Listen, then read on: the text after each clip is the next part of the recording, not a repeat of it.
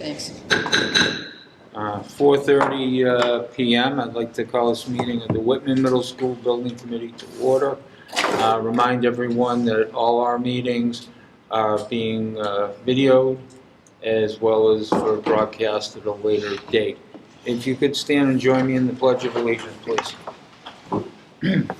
I pledge allegiance to the flag of the United States of America and to the republic for which it stands, one nation, under God, indivisible, with liberty and justice for all. Thank you. Public comment. Do we have anybody that wishes to speak? Seeing none, we'll check that off. Meeting minutes from November 7th, December 19th, January 9th, and February 26th. If the committee wishes, I can take them all in bulk. Everyone's had a time to, review them, etc. I believe we did have one request for a correction. Yeah, you can take them in bulk, and I can just. Well, what's the correction? A small correction in December, and then I wasn't listed as being there. Confirm the video that I was in the meeting. Okay, so that's a minor one. all right, so let's. Is that a motion to Yes, amend? a motion to amend the December meeting minutes to include myself as an attendee. Okay. Do I have a second? Second? I have a motion by Justin and a second by Kathleen Otina. And we do need to take all votes with a roll call. We'll start at the end. Yes. Yes. Yes. Yes. Yes? Yes. Yes. Yes. Chris is on, Beth is on, and Brandon's on. Chris? Yes. Beth? Yes. Brandon? Yes. Okay, it's unanimous And then I had one other for the amendment. for the amendment. Okay, now I'd like to vote the minutes of December 19th as amended. Crystal will start. Yes. Yes. Yes. Yes. Yes? Yes. Yes. Yes. Chris? Yes. Beth? Yes. Brandon? Yes. So it's amended and then all unanimous for the as amended. And you're the second, Justin? Yeah, in February minutes, just we were using Julie's maiden name in it for some reason. So I'm sorry? in the February minutes, it was using Julie's maiden name, Or Okay. no last name? or no last name. I've Yeah, spoken it was to Mike. inconsistent with first name, last name, miss. So just Okay, so to add her new last name, and is correct that her the last amendment? name and be consistent with identifying speakers. Mhm. Okay. That's the best way to amend that. So I have a motion to amend. Do I have a I'll second that. So Justin with the motion, Kathleen with the second. We'll start. Crystal? Yes. Yes. Abstain, I wasn't here for that meeting. Okay. Yes. Yes? Yes. Yes. Yes. Chris? Yes. Beth? Yes. And Brandon? Yes. Okay, so it is unanimous with the exception of Mr. Curran, who is abstaining. Thank you. Now we'll vote on the amended minutes for February 26, 27, or 24 rather, jeez. I get 27 stuck in the head, so. Crystal? Yes. Oh, wait, do I have a motion? Jeez. So moved. Second. Okay, so Jeff with the motion and Justin with the second. Yes.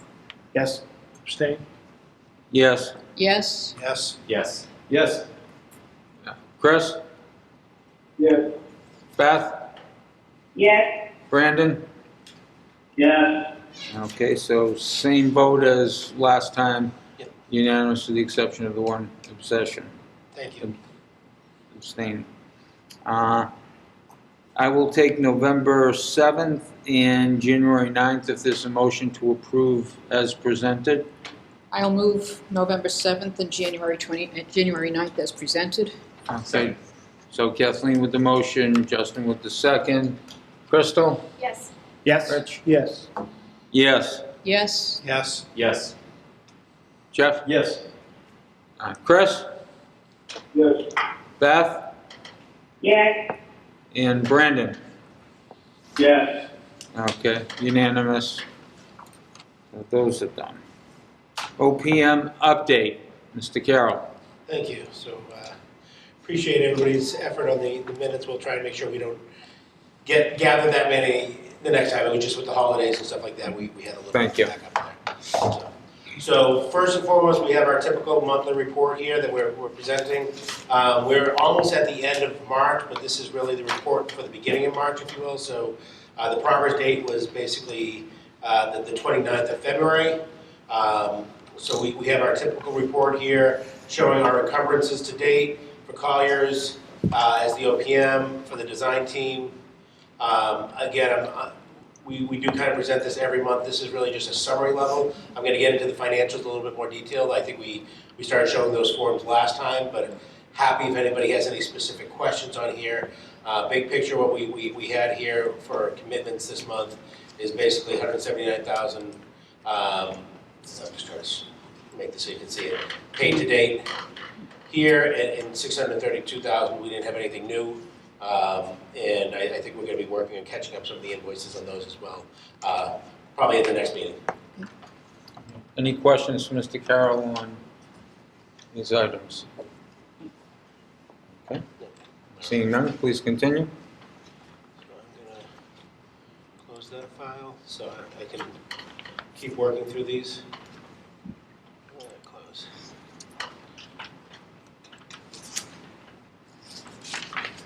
So again, we're showing the budgets here. Again, a lot of the same information here, just in a slightly different format. This is what we had gone over last time. We explained that we have the budget section here. On the left, we have costs to date on the middle, and then the cash flow on the right. This is just giving us a total summary of the project. We have the contingencies at the bottom. And then what we've done is we've gone through, last time, we ran through all of these previous budget adjustments that we had made as recommendations and approvals, and you can see we've grayed those all out. That means all those have been previously discussed, and as we get new ones going forward, they'll come to the bottom here. They will be ungrayed so that we have it. So we don't have any new information for you for this month, but just for sake of repetition here, we want to get everybody used to seeing these forms. So we're showing all of them. So there is no budget adjustments made. There is no new commitments. Again, these are our commitments to date. I will say, I think the AI3, we've been working on this. This has been approved. I'm just trying to get the signed document back on that one, and once I get that one done, that one will be grayed out. So we're working towards that one. And then ultimately, with the invoices, again, all the grayed out invoices were invoices we've previously seen, and these are the latest and greatest. So these are the invoices we've issued basically since the beginning of the year. So we've got AI3 for the month of January, for the month of December, and then we have Colliers for the month of January and AI3 for the month of January. Anybody have any questions? And you folks are able to follow along with this part? The folks on the phone? Yes. Yeah, I'm following along that line. Okay. Me too. All right. Seeing no questions, please continue. All right. And then last but not least, we have a projected cash flow versus the actual cash flow. And we can see where the numbers here, and we also do that in a graphic form so that we can see that we're trending slightly below our expected. If you remember when we first presented the AI3 and the Colliers ad services, AI3 is kind of a monthly billing, if you will, but ours is at a cost plus. So if the hours aren't expended, then we're not spending them, and we're right now trending to the good side. Basically. Anybody have any questions? All right. No questions. Keep moving on. So the next item we wanted to talk a little bit about was the cost estimate. So if I can go back just to the agenda here for 1 second, I just want to maybe hit everybody up on the agendas here. So we just went through the monthly report and the financial review. I want to talk a little bit about the cost estimates as they relate to financial review, and then Julie's going to talk a little bit more about the schedule of upcoming events, cost estimating, and how that's all related to the next MSBA submission. I do have a document from the MSBA as well, which is their project scope and budget agreement that we're going to be looking to vote to hopefully get that executed tonight. That is us bringing the MSBA on as a partner, and it allows us to get the reimbursement from them, basically. And then after we get through that, we're going to talk a little bit about the website, and then Julie, the rest of the time is really going to be spent mostly with Julie giving us a recap of what we've done over the last month or so, the schedule to move forward, and of course the next big step, which is the MSBA submission. So we're going to be looking to present a little bit of that information to you tonight. We have the draft report that we made available through the committee last weekend, or before last weekend, and we're going to be looking to finalize that for a submission next week. So just to kind of give a high level here. So on that submission, one of the biggest parts of that submission is the budget. And so we wanted to look at the budget. So we went through a process where we had a cost estimate set that was issued to two different estimators, one that works for the design team and one that works for the OPM, that's PM&C and AM Fogarty. They did two independent estimates. After the independent estimates came into both AI3 and Colliers, we kind of shared them with each other. We shared them with the designers, all the sub-consultants from the design team, and we did what we call a reconciliation. We've talked about that before. We go through and make sure that they're basically comparing apples to apples, because we understand that documents are not 100% complete yet. So we try, and they do the best they can to interpret them, but what we want to do is make sure that they're interpreting it correctly so that we're getting the full scope of the work priced correctly. So through that process, I'm going to zoom in here a little bit. When we first got those estimates back, PM&C was at $106,100,000, $111,000, and AM Fogarty is $105,961. So we spent about a day going through this, and then they went back and did some adjustments, and in the end, those numbers were changed slightly, ever so slightly. What? I think we have the same numbers on this. I apologize. So these are the revised numbers, the 106.1 and the 105.9. When you look at those, ultimately, the design team is going to own the estimate when it goes on the street, so we would typically lean towards their estimate, but we're actually averaging the two right now based off our previous discussions. But the good news is that our previous estimate was 106.7, so it was 106.669 here. The first estimate is $557,000 under that. The second estimate is $708,000 under that. So right now, both estimates are trending to be, I'll just say on budget. I wouldn't say necessarily that we're looking for a savings. I think we're recommending to keep the 106,669 as the budget going forward, with the understanding if we can beat that, then we'll beat that number. All right. Any questions? So that's good news. This is real good news. This is, right now, what we're seeing here is that both estimates are, under the budget overall. I will let you know that I'm working on a couple other projects right now. One of them came in about $1.3 million under budget about a month and a half ago. The other one is actually bidding today. I haven't seen the results yet, but the first half of the bid, the filed sub-bids, were almost $2 million under budget. So we're starting to see a turn in the market where we're getting better bid results, and we're working towards that. We're going to be talking about our bid results in about a year, right? So that's what we're looking forward to, but we're continuing to monitor these. We're continuing to carry contingencies, appropriate contingencies for escalation and for design, completion of the design, as well as the typical owner's contingencies in soft costs and hard costs, things of that nature. And all of that is included in this package today. All right. So the next step from this with the estimate is what we always like to do is we like to have a value engineering log, a value management log, and it's very small here to be able to see the whole thing, but this is the log, and now if I zoom in, what we try to do is, give me 1 second here, so I can make this a little bit bigger.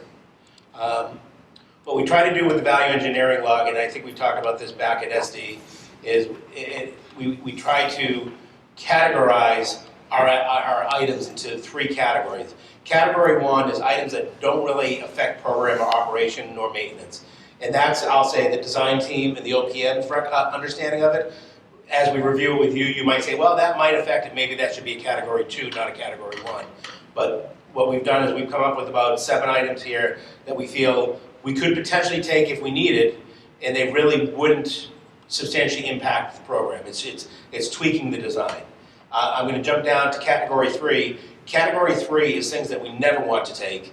That's stuff that could, will affect program, could affect program, or operation, or maintenance, or all of the above. So when we go through the list, we don't want to say, hey, that's a bad idea, don't put it on the list. We try and put everything on the list, but we try and categorize into these categories. Now, the good news is we have, then the third category is category 2 is anything that is kind of in the middle there. So category 1 doesn't affect anything. Category 3 is, I'll say, reasonably catastrophic. Category 2 is everything in between there. So what we are typically doing at this time, we might be a little bit over budget, and we start looking at the category 1s and what we recommend, and then maybe even into category 2. With this project right now, we're not recommending taking any value engineering because we're under the budget as it stands right now. So we have this list, we're going to present it to the MSBA. We haven't actually assigned dollar values to it at this point, but we can if needed. As we move into the next phase, if we start to see some budget creep or some issues, these are the first things that we would start to think about in that next phase. So we just want to let you know that even though we're on budget or under budget slightly right now, we always have this in our back pocket because until we have that contractor's bid, we really can't know for sure, certain if we are in fact on that budget. Mike, I just have a quick question for you in trying to follow on my computer what you're projecting. What's the name of this document? This one here is the sample value engineering. Okay, I believe you. Okay. I've read a lot of stuff, and I did read some of that information, but I can't I'm certainly happy to reset that along. Okay, thanks.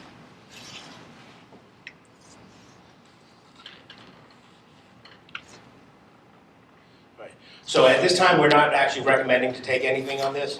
So we weren't necessarily looking to go into detail, but if anybody does have any questions, I will let you know, some of those items in number 1, for example, just as the design develops and as they're starting to work through it, they may just decide that this is the right way to make the design anyway, and they may get incorporated as we go, but it's not necessarily being done because it's a value item, it's just because it was the determination, whether it was the ed program or the maintenance or things of that nature that might push us towards that direction.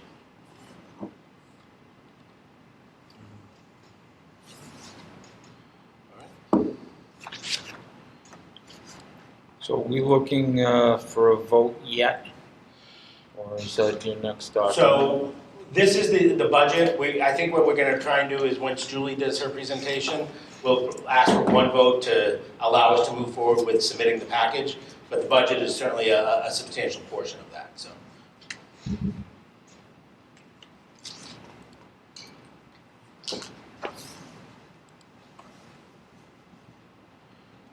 So if there's no questions on that, the next item we had on there was the project funding agreement. So this is an email that came out at the beginning of the month, March 7th we received it.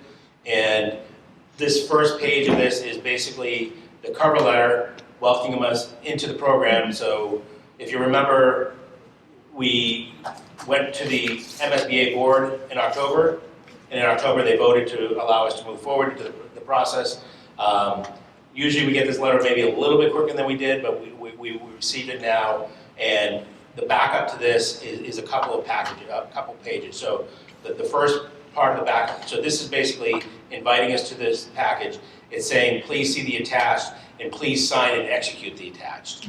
So the first part is the project scope and budget agreement itself, and that is based off of, first and foremost, a reimbursement calculation.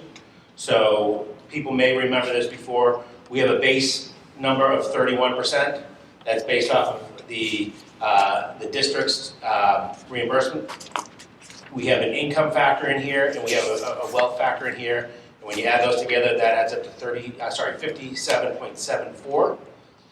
In addition, we submitted our maintenance program, and on a scale of 0 to being the minimum, if you didn't have any maintenance program, and 2 being the maximum, we're getting 1.57 additional bonus points because of our maintenance program. And I would say, in general, anything over 1 is good there, so I think the 1.57 shows that you have a solid program, and the MSBA feels that you do as well. We are not looking at CM at risk. We are not a newly formed region. We are not doing a renovation, so we don't have any points there. Overlay zone, same thing. The green schools, it used to be 0 to 2. They haven't updated this form to show the new goals. We can get up to 3 points for being more efficient, more sustainable. And then there's an additional point for indoor air quality. And we're working towards getting all 4 bonus points for that. So the incentive points that we're getting is you have the 4 points there, you have the 1.57 for the maintenance. That added to our base gives us our reimbursement of 63.31. And that's what we've been talking about for quite some time now. But just wanted to let everybody see that and to remind you, whenever we talk about reimbursement from the MSBA, it's always reimbursement of the eligible costs. And this is the reimbursement percentage that we would get on those eligible costs. So how does that tie into the overall project funding agreement? So this is the 3011 form. If you remember back in August, we had a bunch of different varieties of this, different options. We had some discussions on it. And there's a lot of different parts and pieces. Again, I'm happy to go into it, but the real meat and potatoes here is at the bottom of this. What we're seeing here is our total projected construction budget, or our project budget, $125,689,383.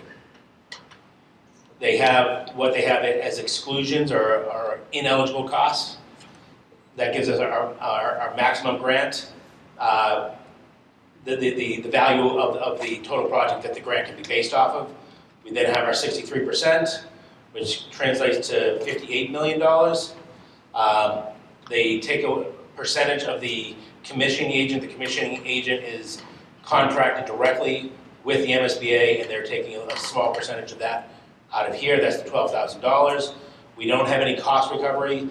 Cost recovery would be if you had had previous MSBA projects within a certain time period on that building, so we didn't have that there. So our maximum estimated grant here is 58.1. Now, to that, we look at our contingencies, the construction, and the owner's contingencies, and they calculate out basically that there's a potential that you might get some of those, and so they're actually showing that 58.1, basically we get about 1,012,000 addition, so 59.1. The way I always recommend to districts is assume the 58.1 is our number, because oftentimes the MSBA doesn't participate in contingency items, so they deem them ineligible. So the way I like to classify it is if any of those are eligible, kind of think of it as a bonus, so we should be always looking at that 58.1, but 59.1 is really the maximum there. To relate that to where we were back in August, if you remember, we had done some estimated sheets, and again, if I can, the 125,689 is the exact same number. What has happened is in October, when they voted us in, they also voted to increase their participation. So at that point, we were looking at a maximum grant of 44, and that went to 45. Right before our vote, we got the update, and those updates showed that those numbers were going up substantially. That's how we got to the 59, and the 58 and 59. Justin? Just kind of a question on that. So in the 350-page document you provided us over the weekend, it lists the old 3011 in there and not the updated number one. Is that supposed to? So this one hasn't been voted on. If we vote this on tonight, then we'll put the new one You'll on. update in there. That's out. Just want to make sure we get that. 50. Absolutely, absolutely. And that's what we're going to be looking to have a vote on. This is one of the votes that we're looking for. Once we get that voted on, You can see there's chair of the school building committee needs to sign it, chief executive, which would be the superintendent in this case, the superintendent, a second signature, and then the chief of the school committee, or the chair of the school committee would sign it. So we basically need 4 signatures on that so that we can send that back to the MSBA. What that does is really allows us to get into their program, submit our pro-pay submissions, and get reimbursed for those. Yes, sir. I'm just, Beth, are you there? Yeah, I'm here. Just on a side note, we're figuring out how to get the document over to you. The submittal is due on Friday, so Yeah. we'll, I can come in tomorrow and sign it. oh, okay. So that's easier than a Okay. PDF or a DocuSign, so that'd be great. Yeah, I can come to the superintendent's office and sign it tomorrow. We'll leave it with Jeff, and he'll either have it or he'll leave it with Jen. Yep, we'll have it for you, Beth. Great, thank All you. right, thank you. The last part of this submission that we need is we have a letter from the MSBA again in a Word format so that we can put it on legal counsel's header. And this just basically certifies that the people signing actually have the authority to sign. There you go, in a nutshell, so. Do you want the big signature or the little signature? I think the big one would probably be a little easier for people to You want fit. this Yeah, one? yeah. Okay. So what we'd be looking to do tonight is authorize the 4 members here, which would, or really 3 members, the chair of the school building committee, the chief executive officer and superintendent, and the chair of the school committee to execute the project funding agreement and to have legal counsel certify that they are authorized to do that. Do I have You a need motion? I'd be happy to make that motion. Okay. I have a motion by Kathleen Otina, and a second by Justin Evans. Roll call vote. Crystal? Yes. Yes. Yes. Yes. Yes? Yes. Yes. Yes. Chris? Yeah. Beth? Yes. And Brandon? Yes. Okay, it is unanimous. Thank you. All right. So from there, we have the update on the website. I'm going to ask Elizabeth to come up.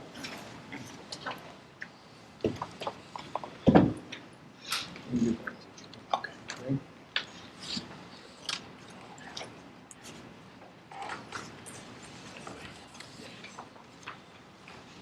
Okay. It was the final days of February, early March, when I gained the credentials to begin updating the website. So we'll just give you a quick overview on what has happened between then and today, as well as take you for a quick tour through the website, including a couple of recommendations that I have for changes to make. So the initial work involved replacing the outdated slides and images with more current images and assets. Annual and biannual agreements for the website and the web domain needed to be renewed. The district facilitated reimbursement for these expenses.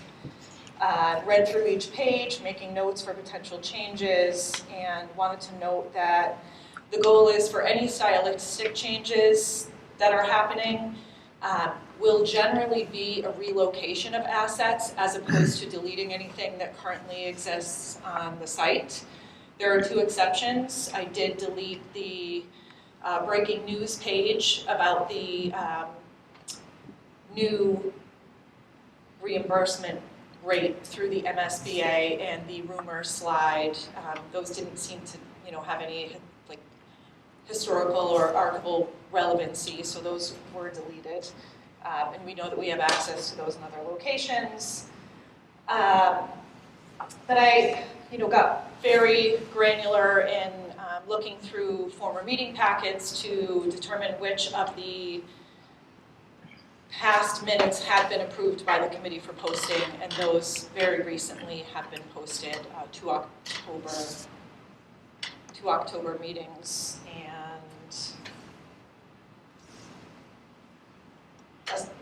2 August meetings and the September meeting.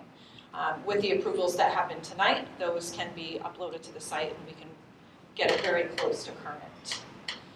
How am I driving, Mike? Oh, up there, Uh-oh. okay. So here we have the home page. This is, the website, the web domain, the email address, the fairly basic, and as, oh, I do have to use your mouse, as any images or renderings become available from the design team, we can always add them into this sort of 3-slide rotation here. The goal is to have the most recent building committee presentation available on this first page. A recommendation that I'll make on this page is that this video, which was narrated by Mr. Simonak, be relocated to the videos page so that the upcoming and recent meetings can be seen easily on the first page. The project status page.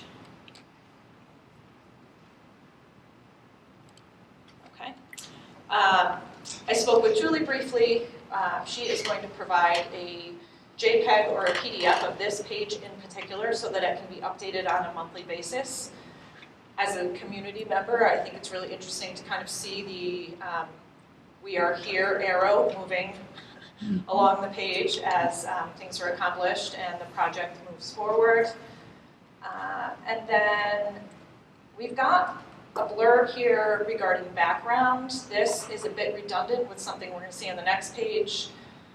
I did add a quick bullet here that the funding was approved by the taxpayers for this project. I held off on doing any more edits because I'd really like to utilize language that's consistent with what the design team and Colliers are saying. And a goal for the future is to kind of put together a more comprehensive background that includes project milestones on the next page.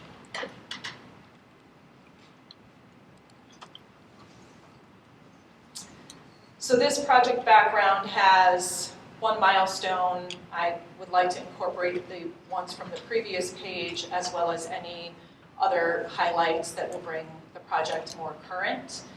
I would also like to remove this Find Out More button. It simply links to the page that overviews the preferred option that was selected many months back.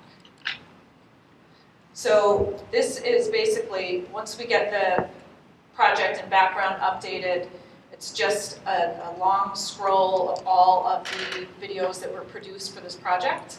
I do think that the most recent one, narrated by Mr. Simonak, would be best to be on top, and then anybody who wants to find these videos or get the history of the project can scroll all the way through and see those.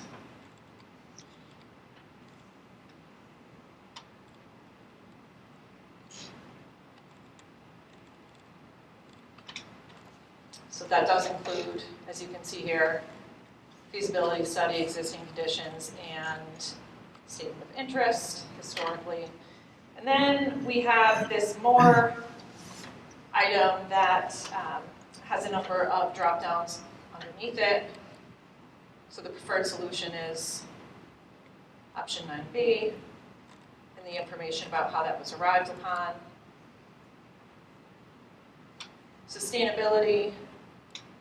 If new assets that pertain to sustainability become available, we can always add them here. This page has garnered some interest with a visitor to the site asking some specific questions. Then the next page where a lot actually happened. Actually, the next page is the meetings calendar, and my recommendation would be to delete this page.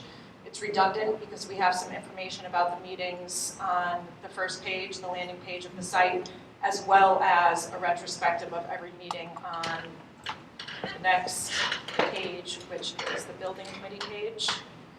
So you've got a list of members here. You've got all of the presentations, which will continue to be archived with the most recent first. And then here you have a list of all of the meetings with minutes able to be downloaded for reading, and then this link, which takes you to a retrospective list of videos of each of the meetings that have happened, as well as videos of the community forums.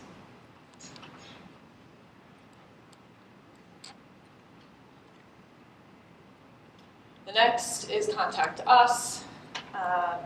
We've had some discussion around best practices in responding to these inquiries.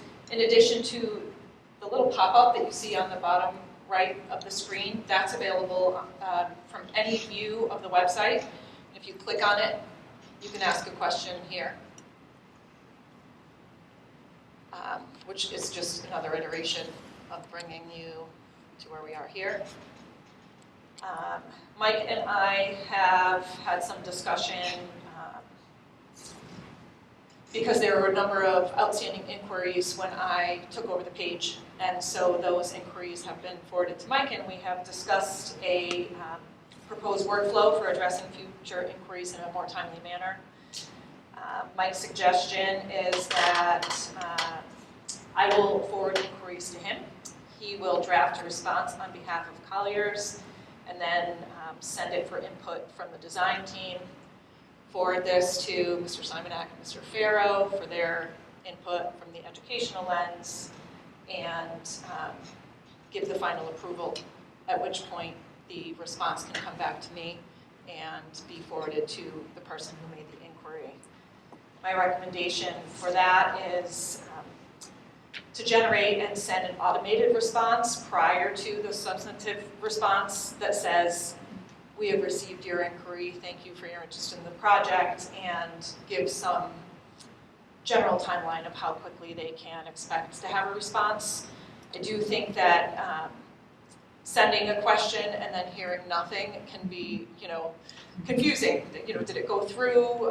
Is anybody listening? So I think that's a good way to let the person know that we are here while we make sure that our response is accurate and correct. I know myself, I would just have one recommendation, and that is, if it's educational, it should definitely go to Jeff and George. But if it's building, either design,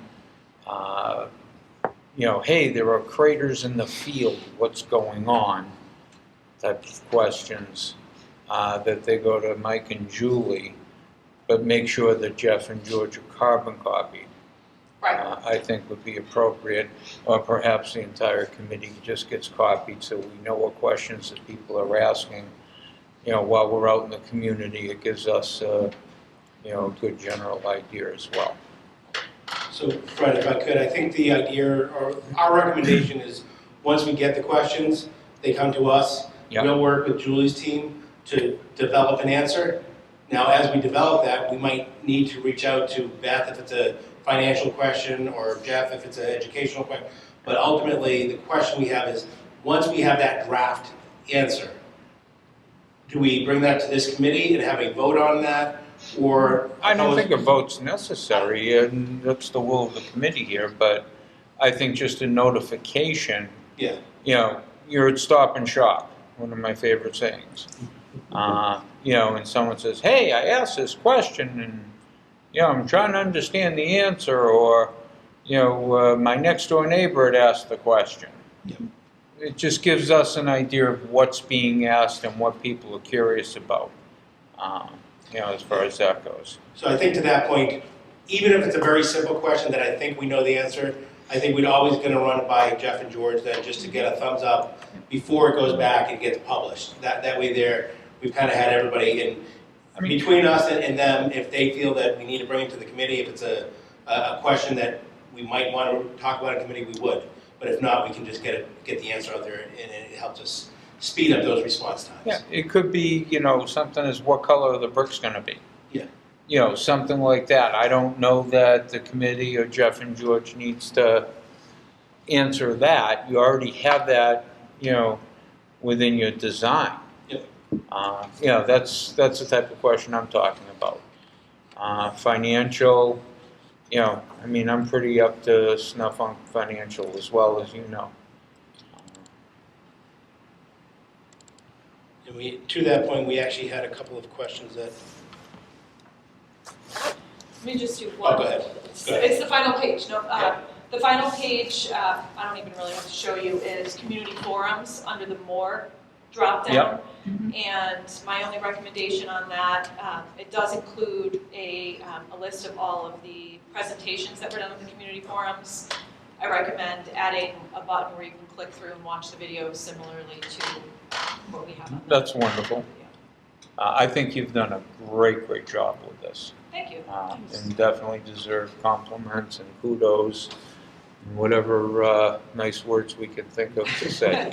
I appreciate that. I also would note that, from an ease of access perspective, it may be simpler in the future once we've got everything up to date for the committee to refer back and find an answer on the website more quickly than digging through the very bulky, meeting packets.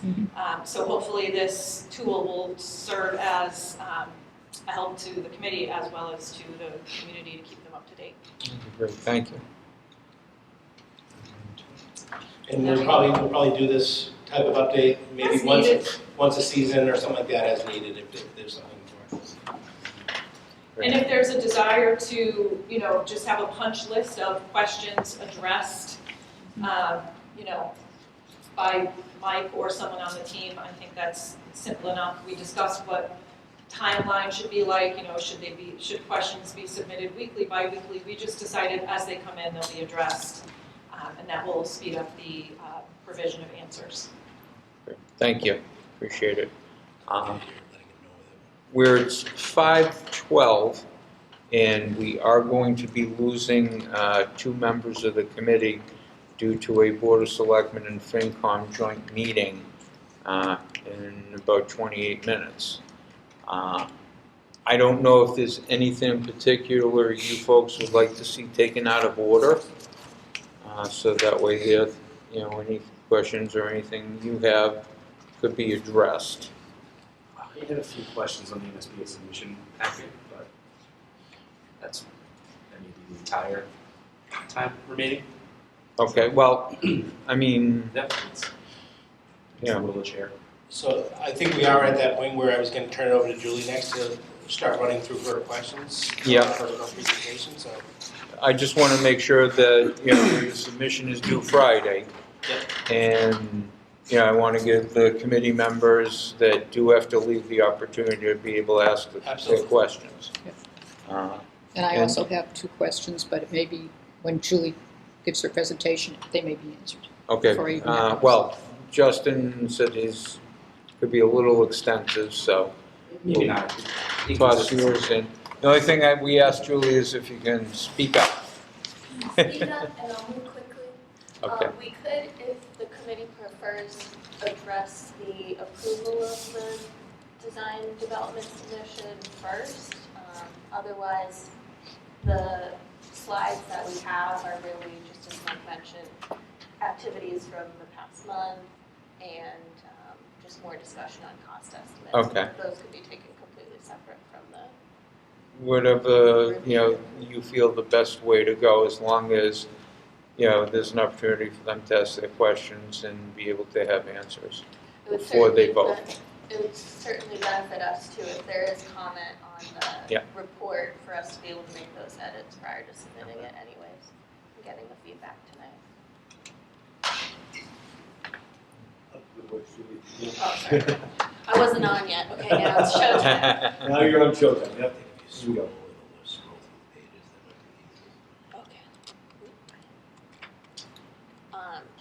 So I guess if the committee would prefer to just go in order of the slide presentation that we have, in the interest of time, I can move pretty quickly through the schedule. We are well aware that we are approaching this milestone of design development being completed this week, which, just as Elizabeth showed with the development of the website, it's always really gratifying to see how far the committee's come and brought this project over the past couple of years now.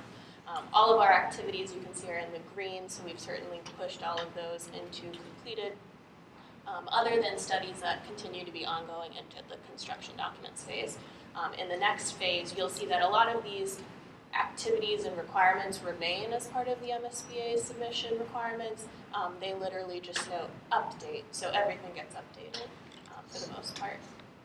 the recap of March activities, what we really wanted to share was just that we had the professional team had the opportunity to meet with the building commissioner and the DPW water sewer superintendent, just on a personal basis to make sure that they were aware of the project. We provided a brief overview, and both parties essentially seemed happy to continue to give any guidance or stay informed as the project moves forward. So we've made that connection. That will also help us as we work through the zoning board of approvals over the summer as another board that we are looking to get in front of in Whitman. Ongoing investigations, geotechnical continues, but all of the test pits are complete. Borings will continue this week, but they aren't expected to inhibit any of the field use or recreation. The ones that were done that are impeding them being able to practice and play, when will those be repaired? So it was our understanding that they had been repaired already. If that's not It's true, just muddy right now, very muddy. Okay, Our facility took care of it, and they'll follow up later if they need to be repaired further, but they are already repaired. okay, because I was told within the past week that they weren't, so, They're repaired, it's just very, very wet. okay, which, obviously. yes, unfortunately, the weather may or may not inhibit use of the fields, but that's Yeah. beyond our control. Okay, great, thank you. And then looking ahead in the next building committee meeting, we're hoping to be able to provide some more background or insight into construction phasing and sequencing. So we'll start to develop a plan with our professional team on really how the site will function when construction begins, and use of the fields, constantly keeping that in the line of communication and also reviewing with user groups in the district and the committee as we continue to develop those plans. In terms of the estimates, you've seen this slide. We're just reiterating that the estimates were based off of what was shared in February for cost estimating documents. Just as Mike mentioned, there was a reconciliation exercise that occurred last week. The established total project budget of $135 million will remain as our budget, just as Mike mentioned. That is inclusive of the construction costs and soft costs. So you'll remember that that's fees and the FF&E budget and all of the things that aren't necessarily built into the actual physical building. Bottom line here is, just as Mike mentioned as well, the difference in the construction costs from schematic design to design development is $500,000, so the project is currently under budget. And then something we wanted to address tonight is just pointing out that the project is caring to add alternates. The first being reconstruction of a second softball field, and the second being to include an on-site renewable solar energy system to offset the energy use of the building.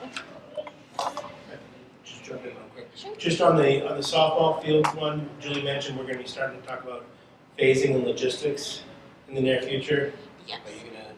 Yes, that will come into play with So I'll thanks for the next couple of slides, and this relates to kind of why we definitely want to dig into that conversation. So in a graphic form, to understand some of those add alternates, the fields in green have consistently been held in as part of the construction cost of the project. So the estimates and what you're purchasing as construction costs include constructing these 4 fields. In the previous building committee meetings and in conversations with recreation user groups, it was determined that the town fields would not be part of this school building project.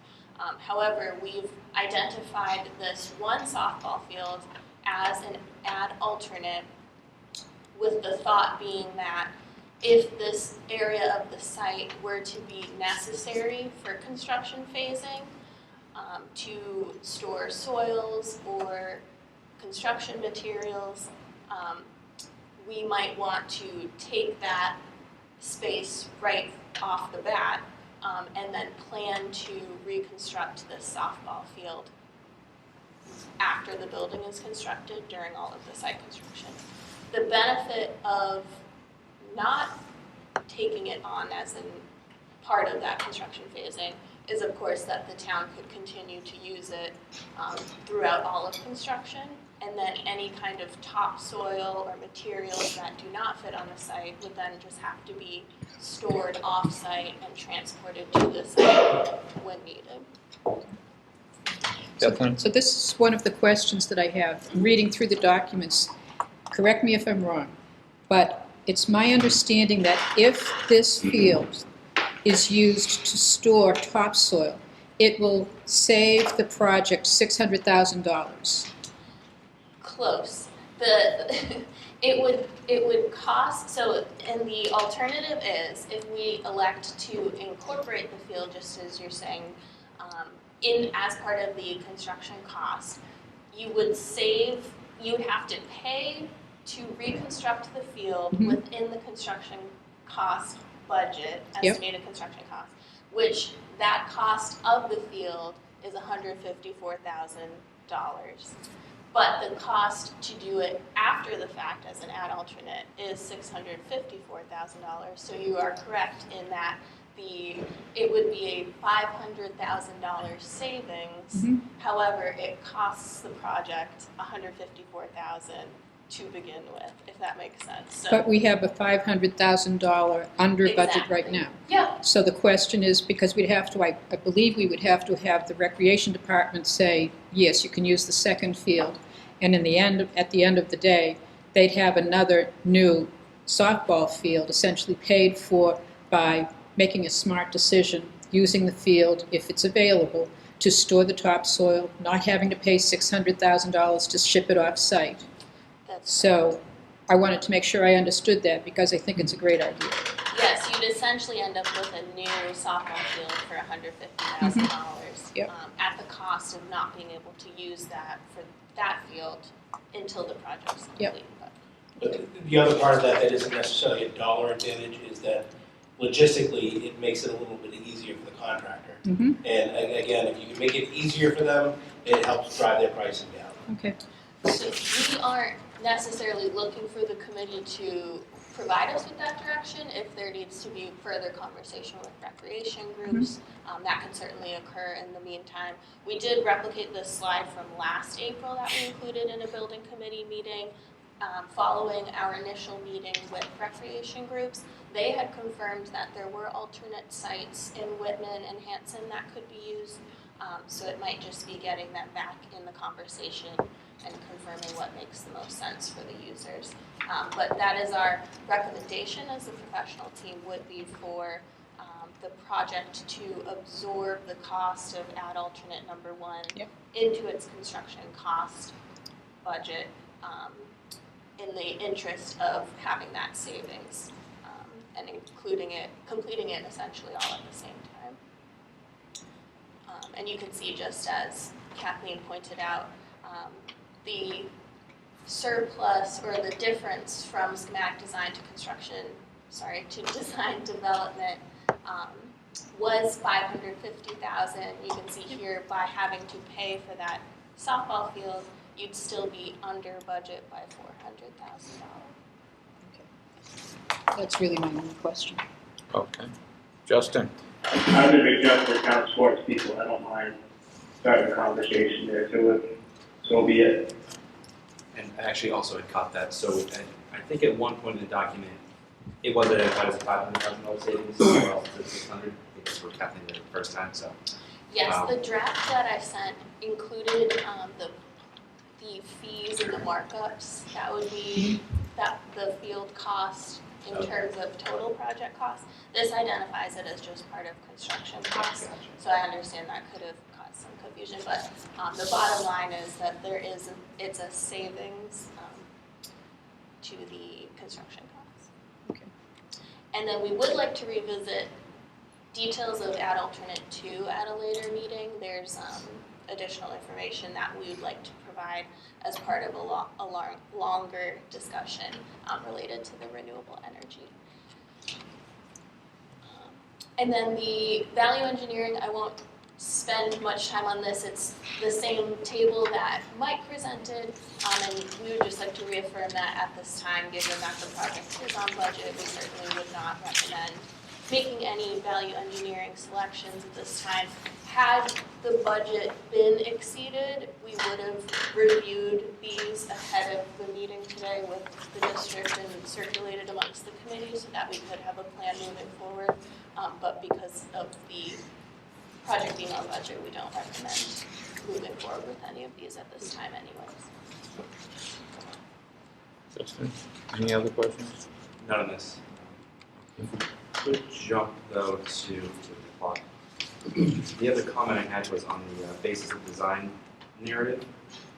If you don't mind jumping that order for a second. No, this is actually our last slide anyway, so it was just to discuss Oh, okay. submission of the design development approval to report to the MSBA. But like I mentioned, we'd be happy to take comments so that we could make sure that any edits or revisions make their way into the final document. Do you need any votes before we need to leave? Yes, so, So yeah, just the one thing I wanted to point out in the basis of design narrative in the civil section, it talked about running a new gas line to the facility, which designing net zero school seemed counterintuitive. That was attention. So there will be a diesel generator on site, so the gas would be connected to the generator. isn't there gas there So already? it will either be diesel or gas. Or diesel or gas, yes. And so yeah, I flagged the generator to it, but it's neat. But looking through the other components, I know was resistant water meters, heat pumps, so to me it was no generators is good. Yeah, typically, you can go with diesel if it's at an emergency shelter or something like that, you have to go with diesel. But typically, the gas is a little more cost effective, so a little bit easier to maintain as far as trying to fill up and things of that nature. So oftentimes you go with a gas generator on site.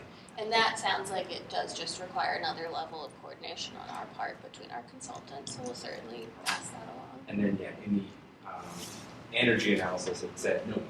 So that was just kind of neat. Understood, definitely. That was it for me. I thought there was gas on the site already. It's just bringing it into the building, like from the street Okay. into the building, or from the driveway. From the existing. Any other questions on this, Justin? All right. So we'd be looking for a motion to approve, and the submission for the design development. Would that be the correct terminology? Yes. I'll make that motion. Second. So Kathleen Otina with the motion, Justin with the second. Roll call vote. Crystal? Yes. Yes. Yes. Yes? Yes? Yes. Yes. Yes. Chris? Yes. Beth? Yes, Brandon? Yes. Unanimous. Great. That's it from the designer's update. We appreciate the consensus moving forward. Hey, Fred, real quick. Yeah? When will we need the add alternate one as far as the timeline? If I talk to the town sports people, or Julie too, like when will you guys need that? We, And when should we vote on that? Will it be like next meeting or? That'd be on the bid documents, wouldn't it? So we can continue to develop sort of construction phasing plans, taking both routes. I think it would be beneficial for the project to have a determination for the next meeting though on whether or not to include that reconstruction of the second softball field. How would that look on the budget itself? Would it appear as the 500 and change? Or would it appear as the 100,000? So it'll be a cost to the construction cost, but the total project budget of 135 million will not change. It will remain as the budget for the project. The construction cost will continue to fluctuate with every cost estimate submission, but in the town has approved funding for the 135 million. So the funding source of that, because we can't change that 135 and Correct. whatnot, so the funding source would be contingency we'd have to nail? No, Fred, if I can, the SD budget was, for construction only, was 106.6. Yeah. Currently, we're about 500,000 under that. Okay. We're actually going to be having some meetings on phasing and logistics. Yeah. More than likely, it's going to come out that it's better to have that field than not have that field. If we did that, then instead of having a $550,000 savings right now, we'd have, say, a $400,000 savings. So we would actually still be $400,000 under budget, even including that field. Okay, so we wouldn't be touching contingency whatsoever. Yeah. Okay, great. If we were bidding today and that was the bid number, you'd actually be getting money back. Good luck. Thank you. If Thank the minutes can show that at 5:31, Kathleen Otina and Mr. Evans did have to leave to attend a Board of Selectmen Finance Committee joint meeting. That was beyond their control. Yes. Yeah. So I think just in general, as we move forward here, it's probably going to make sense to take that field. So I think, to Julie's point, if we can have that discussion with Rec between now and the next meeting, and if there's any issues with that, then we can certainly not take it. But if there's no concerns, if everybody's okay with that, then more than likely that's the way the phasing is going to develop. Just because what we're looking at is a large amount of soils, and if we can retain those on site, not truck them off and then truck them back on, there's a good amount of savings there, and it's that cost benefit for the district. Okay, All so, right, I'll take the lead on that. If I need any help, I'll let you guys know. That would be Okay. great. sounds like a plan. Thank you, Brandon, appreciate it. Okay. Last taste documents, approvals and next steps related to MSBA. So I think that was really the vote for the submission. Okay. Invoices. So we'll work with John to make sure that we get those cleaned up for next month. Okay, so we're gonna pass over Yes. payment of invoices. Next meeting, potentially April 30th. So we normally do the third week, but that's vacation week in April. In talking with the design team, their next submission, we were thinking that fourth week, but they thought by giving us a little more time to April 30th, it'd be more prepared to have that discussion. Is it on the sustainability follow-up, and then? Yes, so we could certainly meet, April 30th, we would have information to provide us, just as Mike mentioned, probably an update to sustainability or that discussion on photovoltaics and construction phasing. All right. Does the 30th work for folks? Yes. Okay. Chris? Cool. Okay, Beth?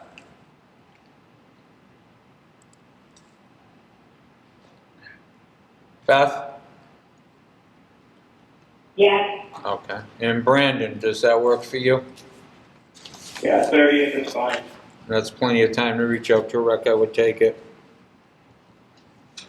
All right, excellent, thank you. Any next steps we need to take other than Brandon's gonna reach out to Rec before the 30th? No, I think the only other thing, we do have a couple of questions that we received from the website.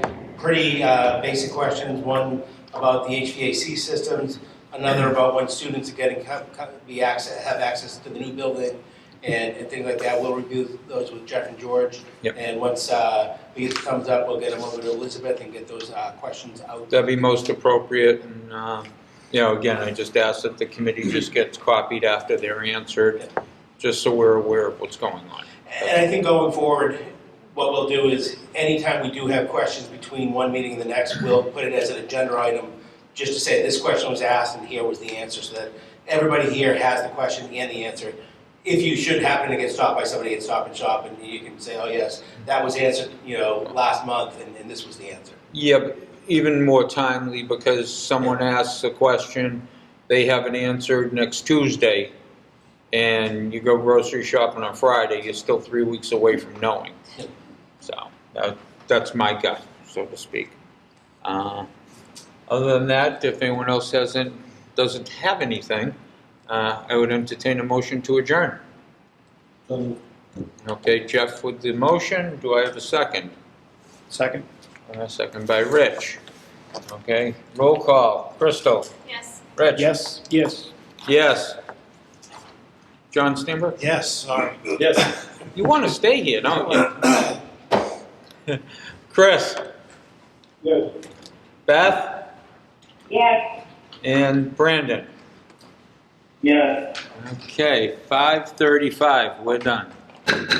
Thank you all, appreciate it.